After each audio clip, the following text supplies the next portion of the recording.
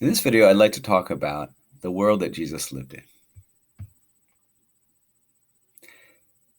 At the time of Jesus' life and earthly life and ministry, the place where he lived, which we would call today, roughly corresponds to the nation of Israel today, was a Roman province. Right? It was ruled by the Romans, and it was divided into several different provinces.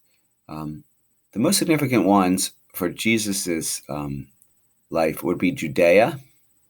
This is where Jerusalem, the traditional capital of Israel, or the nation of that the Jewish people belong to, and Galilee, where Jesus was actually raised.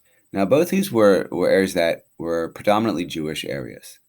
When the Jews came back from the Babylonian exile, they settled here in Jerusalem, but also in Galilee, which was part of the traditional boundaries of Israel during its heyday. And between Galilee, which was, again, a predominantly Jewish area, and Judea was Samaria. Now, descendants of the Israelites, right, and the Jews are one of the 12 tribes of the Israelites, remember, also lived in Samaria. But the Jews didn't consider them true Israelites because they had intermarried with non-Israelite people, and because they followed the Israelite tradition in a way that was not so strictly based on the writings of the Torah, all right, which are preserved today in the Torah itself, in the Jewish tradition, and the first 5 books of the Old Testament in our Christian tradition. So the important thing to understand here is that Jesus's homeland is not self-ruled. It's ruled by the Romans, and it actually is a rather, like most places the Romans ruled, it actually is a rather oppressive rule.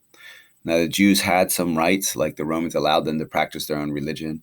They didn't force them to worship the Greek and Roman gods like they do with most people. But it was still rather oppressive, and we'll talk about that during this video. Okay, so who was actually in charge during the time of Jesus? Well, it was a group of kings called the Herodian kings. They were called kings of the Jews, and they were said to be Jewish, and they did have some Jewish ethnicity to them. They did have some Jewish heritage, but they were really these puppet kings that were trained and appointed by the Romans. So, and all the Jews knew this. Everybody knew that they were just Roman tools of the Roman system.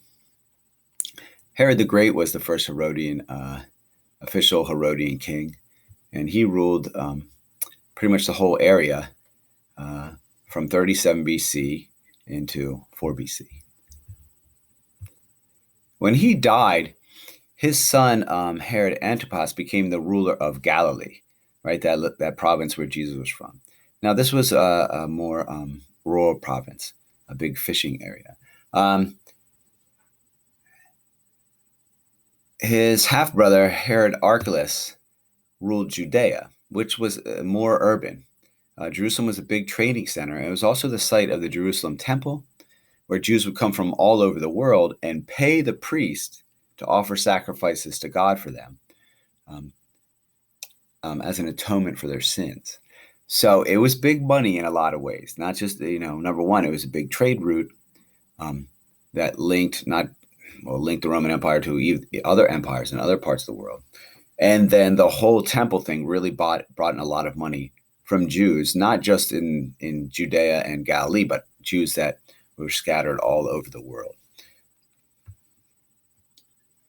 Now, there was a revolt in Judea. Again, the Jews didn't like living under Roman rule. They wanted to be self-ruled. They wanted to have their own country. This goes back to the promises, that God made to Abraham, that they would be a great nation, right? And when God freed the Jews from slavery in Egypt, freed all the Israelites from slavery in Egypt back in the time of Moses, right?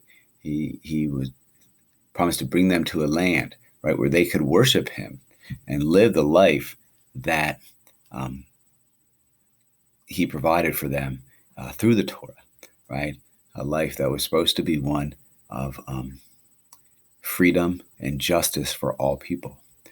Anyways, that was not happening at the time of Jesus because they were oppressed by the Romans, who did not treat people the way that the Torah said they should be treated. Anyways, there was a revolt under Herod Archelaus, and so he was replaced by a direct Roman governor. So in Judea, they didn't have a Jewish king. They had the governor, Pontius Pilate, who, by the way, was put there because he had a reputation for being very good at stopping revolts, right? Like one of my professors once said, he would execute people at the drop of a hat, right? Crucify people at the drop of a hat. So it's very strong-arm rule there from Pontius Pilate. And so this was about the time Jesus was born, right? In the first few years of what we now call AD or CE. Okay, so within the Jewish world, again, the Jews had kind of a semi-autonomy. That might be too strong of a word, but they were allowed to govern themselves in some ways. And the primary ways which they governed themselves, besides the Herodian kings, were the Sadducees. Now, the Sadducees were seen as the political and religious authority of the time.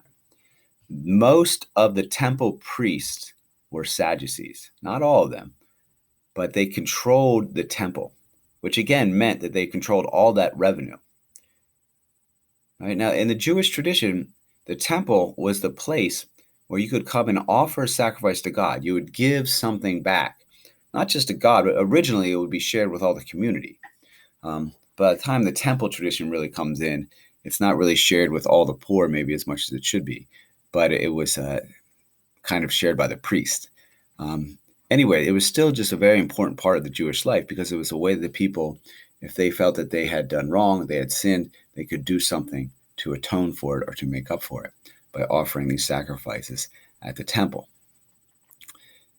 Now, by the time Jesus was alive, it was kind of a racket because people didn't bring their own animals. Remember, Jews were coming in from all over the world. Large Jewish populations in North Africa, northern parts of the Mediterranean, like Southern Europe, Central Asia, right? They're all over the place. And so they're coming in, and they're not just going to bring the animals with them. Instead, they just bring money. And it really got to the point where you really couldn't bring your own animal to the temple anymore. If you brought it, the priest would look at it and say, oh, well, we can't use this one. There's a blemish, so they'd make some excuse why they couldn't use it. And then you just gave them money, and they pulled from the animals that they had raised for that purpose. A lot of money, though, going to the temple, and a lot of it got kicked right up to the Romans. And so the Romans cooperated with this, right? But again, there was a knowledge like that the Jews couldn't revolt. And the Romans kind of said, we'll let you do your own thing. We'll let you practice your own way of life to some extent, but there cannot be any revolt against Roman rule, right? So the average Jew really had a tenuous relationship with the Sadducees at this time, because they knew they were in cahoots with the Romans, and also they weren't all the descendants of the Zadokite priesthood. They're supposed to be the descendants of Aaron, Moses' brother, and some of them weren't. It became kind of like a political appointment more than the traditional Israelite priesthood. The other influential group, which was more respected by the average Jews, was the Pharisees. The Pharisees, they were scholars of the law. They just studied the Torah and then discussed its meaning. So they didn't really have the political clout that the Sadducees had. They weren't. I mean, some of them were temple priests, but they didn't control the whole temple operation the way that the Sadducee party did. But what they did have was the respect of the people because, again, they just studied the Torah. Like their respect was in some ways based on their own reputation, right, and their own charisma, right. And this is the system of Judaism that has survived today. Right? When the Jews the Jews will revolt again against the Romans, and the temple will be destroyed in 70 A.D. And then there's no more temple priests, and the Sadducees just kind of fade away. But the Pharisees remain, and the Pharisees, they were called rabbis, right? And this is the school of leadership that survives within Judaism still today. It's based off the Pharisees. Now, the Pharisees get a bad name in the gospel a lot of times because when the gospels were written, especially the latter gospels, like the Gospel according to John, they were the only Jewish religious leaders left. So the people weren't really attacking the Sadducees as much because they weren't around anymore. But the brunt of their really the way that they were hurt by being rejected by the larger Jewish community fell on the Pharisees. Okay? And we'll talk about that a little bit later. But a lot of Pharisees are also good guys in the Bible. Jesus himself is treated like a Pharisee, and that the other Pharisees engage him in debate about the Torah, and also they call him rabbi, which is what people call Pharisees. Anyway, the average Jew respected the Pharisees and liked them, kind of based on their own merit of studying the law, and charisma, and maybe personal piety or other ways that they could gain respect. They also had like scholastic traditions that people would be honored for being part of. So it was seen as more authentic by the average Jew, whereas the Sadducees, they just kind of look like mostly sellouts and kind of imposters. Right? Now the Sanhedrin, this was the Jewish high court. Again, the Romans, they said, okay, Jews, like you can kind of rule yourself, just as long as you do what you want, you cooperate with us, you kick money up to us, right? All this stuff that you'd see in a typical like puppet rule or puppet state in a satellite nation. Of course, in this case, they're not a satellite nation; they are a Roman province. All right, but the Sanhedrin was the council of elders, and again, you had a lot of Sadducees in there too. So again, and anybody in here, they're kind of playing ball with Rome, which the average Jew is not really going to like. Some other groups that were influential in the Jewish world during the time of Jesus were the Essenes. Now, the Essenes actually left the temple in kind of a protest to the Sadducees. They felt that the temple had been defiled by the Roman presence, by the appointment of priests that were not authentically part of the Zadokite tradition or Zadokite line, and all these other things. So they went and lived in the hills, and they kept what they call a spiritual priesthood in the temple. So they would actually keep the discipline of temple priests their whole lives when they lived out there. So, for example, they were celibate. The temple priest, if you served in the temple, they were married. The Jewish tradition didn't have a celibate tradition at this time, and but when you were serving the temple, you would be fully devoted to that. So this might be a few weeks a year. They would rotate, and who would do the sacrifices would rotate. So during that time, you would not have relations with your wife. So there was that temporary celibacy. These guys, they moved out there. They did it the whole time, which is probably a good idea. It's kind of hard to survive in these hills where they lived, in these caves. Would have been rough living for whole families and stuff. But they were influential in a lot of ways because people saw them as kind of like a spiritual rebellion against Rome. And therefore, kind of like many people saw them as the most authentic in some way of the Israelites at the time. A lot of scholars think that Jesus might have spent some time with the Essenes. Now, there was another group called the Zealots. They were not, spiritually protesting Rome. They were physically protesting Rome. They were the people who wanted a revolt right now. They had these long swords called Sicarii, right? And they were basically revolutionaries. And people like Simon the Zealot, right, one of the apostles, were members of this group. A lot of these zealots were attracted to Jesus because they thought that he was going to lead a violent insurrection and overthrow the Romans. If we're looking at the majority of Jews in the Roman Empire, they are taxed into poverty. Yeah, and they resent Roman rule. The Romans had a system where they would tax their subjects into poverty, and then if the subjects, in order to survive, they would have to ask for handouts from rich Romans.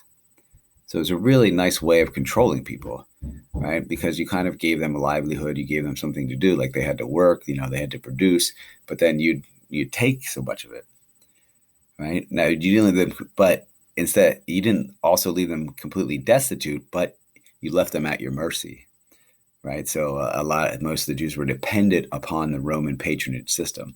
That is, they'd have to get money given to them from the wealthy Romans who controlled all the money.